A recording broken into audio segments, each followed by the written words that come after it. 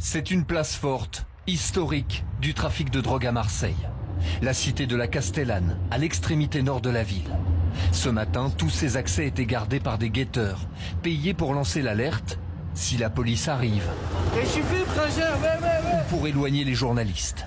Si le réseau est toujours en place, il a pourtant subi un coup très rude ces derniers jours. Après un an d'enquête, 23 personnes ont été arrêtées, des trafiquants haut placés dans le réseau, selon le patron de la police judiciaire. On a tapé quand même au niveau des membres les plus importants qui étaient présents sur le territoire national de cette organisation criminelle. Il faut savoir qu'on a mis en place quand même plus de 170 enquêteurs de police judiciaire pour procéder aux arrestations, aux perquisitions et aux auditions.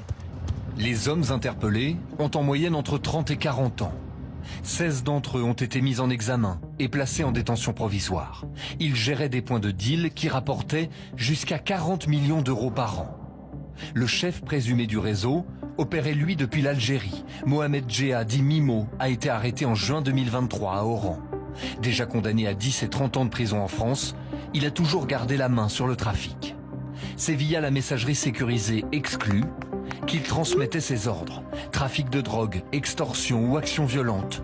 Ce canal de communication a été démantelé par Europol il y a 2 ans, ce qui a offert une mine d'informations aux policiers marseillais. L'ensemble des gérants de points de deal, l'ensemble de l'organisation, sa méthodologie, ses modes de travail ont été mis à jour. Les personnes ont été interpellées. Ceux qui n'ont pas été interpellés sont actuellement en fuite. Donc nous pouvons incontestablement dire que ce travail remarquable effectué a apporté un coup très dur au réseau. L'enquête va désormais se poursuivre autour d'une priorité, le blanchiment en France et à l'étranger des sommes d'argent colossales générées par le trafic de stupéfiants de la Castellane.